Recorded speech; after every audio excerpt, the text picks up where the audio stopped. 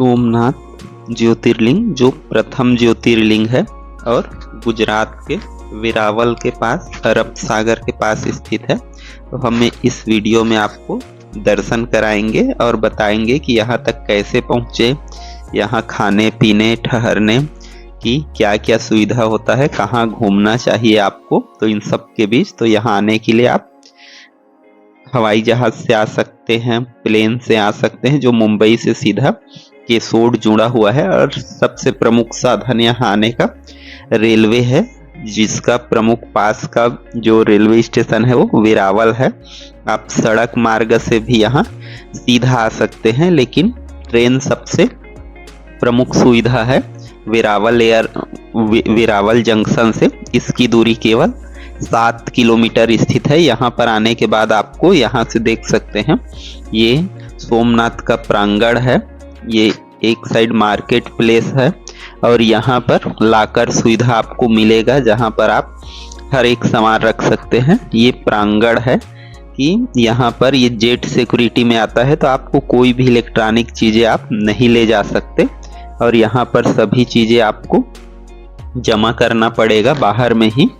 तो ये पीछे से और यहाँ से जाएंगे तो 2 लाइन हो जाता है और यहाँ पर दिखाया है कि क्या क्या चीज़ें आप अंदर नहीं ले जा सकते। और इस शेड से होते हुए आपको फिर अंदर जाना पड़ेगा और बाहर में आपको पूरा चेकिंग किया जाएगा। उसके बाद आप सीधा देख सकते हैं सामने में सोमनाथ जी का मंदिर है, ये द्वार है और पीछे गर्भगृह है। ये नया सोमनाथ मंदिर है जिसे सरदार वल्लभ भाई पटेल, और यहाँ पर बड़ा सा स्क्रीन लगा हुआ है जिसमें आप हर समय भगवान सोमनाथ जी का आप दर्शन कर सकते हैं। ये स्क्रीन है जिसमें गर्भगृह का सरदार वल्लभ भाई पटेल का बिल्कुल मंदिर के सामने में ही स्टेचू बना हुआ है। और ये है प्राचीन सोमनाथ का मंदिर जिसको अहिल्याबाई ने बनवाया था, और ये सामने में जस्ट है हमारा सोमनाथ जी का नवीन मंदिर। तो यहाँ भी जो भी जाता है श्रद्धालु वो यहाँ पर दर्शन करता ही है। और ये प्राचीन है जिसको अहिल्याबाई ने पहले बनवाया था, फिर उसको सरदार वल्लभ भाई पटेल ने राष्ट्र को समर्पित किया। तो यहाँ 2 शिवलिंग है, एक नीचे और एक ऊपर। तो यहाँ पर भी श्रद्धालु जरूर आते हैं और ये देख सकते हैं ऊपर से ये नीचे का, और ये सामने जो मेन अभी वर्तमान का ये, और ये है सोमनाथ बीच। यहाँ से जस्ट आधा किलोमीटर की दूरी पर स्थित है सोमनाथ का ये बीच, जहाँ भगवान बजरंगबली का बड़ा सा स्टेचू। और यहाँ नज़ारे देख सकते हैं। यहाँ आने के लिए आपको 10 रुपए का शुल्क देना पड़ता है और यहाँ आप सनसेट का नज़ारा देख सकते हैं। यहाँ लोग सनसेट देखने के लिए ही रुकते हैं प्रायः, और ये बीच फिर सनसेट के बाद 7 बजे बंद कर दिया जाता है। तो इसका गेट है, वहाँ से 10 रुपए का टिकट लेने के बाद आपको यहाँ आना होगा, जहाँ केमल राइडिंग और सब चीज़ किया जा सकता है। और रुकने के लिए यहाँ पर ये सोमनाथ का अतिथि निवास है, जहाँ डॉर्मेट्री है ये, जहाँ पर आप बिल्कुल अच्छे से सुविधाओं के साथ आप रुक सकते हैं। पर बेड यहाँ पर 90 रुपीज़ का चार्ज होता है।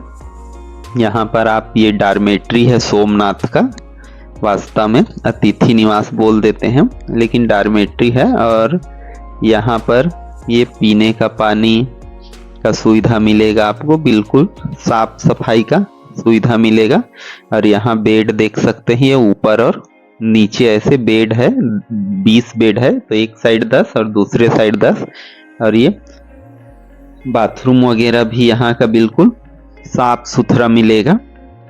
तो यहाँ पर सबसे अच्छी सुविधा यही है कि यदि यहाँ पर आपको रूम मिलता है, ये रेट सभी चीज़ों का लिखा हुआ है। और यहाँ से फिर थोड़ी ही दूर में हम चलते हैं आगे, तो यहाँ पर फिर यहाँ का प्रसादालय है, जहाँ पर आप मुफ्त में खाने का सुविधा है और यहाँ पर कोई भी चार्ज नहीं है, मतलब भोजनालय या प्रसादालय बोल सकते हैं। यहाँ पर जिसका समय सुबह 11 बजे से 3 बजे तक और शाम को 7 बजे से 11 बजे तक यहाँ पर मुफ्त में खाना मिलता है, तो इसका भी सुविधा ले सकते हैं, या आप चाहे तो बाहर में भी खा सकते हैं। तो ये यहाँ का बहुत अच्छा सुविधा है। इसके बाद यहाँ है त्रिवेणी घाट। त्रिवेणी घाट ये है, यहाँ पर आपको त्रिवेणी घाट बना हुआ है, लेकिन उसको त्रिवेणी संगम को देखने के लिए आपको बोट से 30 रुपए पर पर्सन का देकर आपको आगे जाना पड़ेगा बोट में, जो 5 मिनट की दूरी पर, जहाँ पर 3 नदियाँ कपिला, हिरन और सरस्वती नदी का संगम हुआ है। यहाँ पर स्नान का भी बहुत महत्व है और यहीं से स्नान करिए। यहाँ पर 3 नदी कपिला, हिरन और सरस्वती नदी संगम होकर फिर ये अरब सागर में जाकर ये मिल जाते हैं। तो यहाँ स्नान का विशेष महत्व बताया गया है। इसके बाद यहाँ है बाणगंगा। बाणगंगा ये समुद्र के तट पर ही ज्योतिर्लिंग, यहाँ पर शिवलिंग बना हुआ है, जिसका अभिषेक माना जाता है खुद समुद्र देव करते हैं। मतलब जब ज्वार भाटा लहरें आती है तो उसका अभिषेक अपने आप हो जाता है, और जब वापस जाता है तो फिर से वो सभी चीजें बहा के ले जाता है और अभिषेक हो जाता है भगवान शिव का। तो बड़ा बड़ा सा यहाँ पर लोग शिवलिंग बना है बाणगंगा, वहां आते हैं। अगला हमारा वहीं से कुछ दूरी पर भालका तीर्थ है। ये वह स्थान है जहां पर भेलिये ने भगवान श्री कृष्ण को तीर मारा था, तो इसको भालका तीर्थ बोला जाता है। यहाँ पर ये पीपल का पेड़ अभी भी है जहाँ पर ये तीर लगा था, ऐसा माना जाता है। भगवान ये इसीलिए उसका ये क्षमा मांगते हुए चित्र में दे। इसके बाद है यहाँ प्रमुख तीर्थ स्थल में गीता मंदिर। भगवान श्री कृष्ण तीर लगने के बाद यहाँ भी आए थे, ऐसा माना जाता है, और यहीं पर से पद चिन्ह अपना छोड़कर फिर बैकुंठ धाम के लिए यहाँ आगे गए थे। फिर अगला हमारा यहीं पर वल्लभाचार्य जी का भी मठ है। यह फिर अगला हमारा प्रमुख स्थल राम मंदिर है, तो यहाँ पर भी आप जरूर आ सकते हैं। यहाँ पर नज़ारे बिल्कुल बहुत सुंदर और भव्य बना है। इसके बाद अगला हमारा प्रमुख स्थल है सूर्यदेव का मंदिर। सूर्यदेव मंदिर बहुत कम ही होता है, और यहाँ पर इस प्रकार से पांडव गुफा भी है यहीं पर, तो उसका भी दर्शन आप कर सकते हैं। और साथ में है यहाँ सोमनाथ का म्यूजियम, क्योंकि सोमनाथ को महमूद गजनवी ने, मोहम्मद गौरी ने 17 बार लूटा था, और इसलिए जो तोड़ फोड़ किया था उसके सभी जो भाग अवशेष रूप में बचे हैं उनको यहाँ पर रखा गया है, और उसके नीचे में उनका सन कप बना है। और ये देखिए पैर अलग हो गया है, तो जो तोड़ फोड़ किया था वो जो क्षतिग्रस्त हिस्से हैं उन सबको यहाँ पर सहेज कर सुरक्षित रूप से यहाँ पर रखा गया है उनके भागों को। और अब जो मंदिर है वो नवीन सरदार वल्लभ भाई पटेल जब प्रधानमंत्री बने तब उन्होंने इसका निर्माण करवाया था। तो ये म्यूजियम भी आपको आना चाहिए। और यहाँ पर हम सभी खंडित हो चुका है, लेकिन उनका हम दर्शन कर सकते हैं। उसके पुराने सोमनाथ जो थे उसके अवशेष को सुरक्षित रखा गया है। ये पूरा बहुत ही बड़ा म्यूजियम है ये। यहाँ पर भी हम आकर दर्शन कर सकते हैं।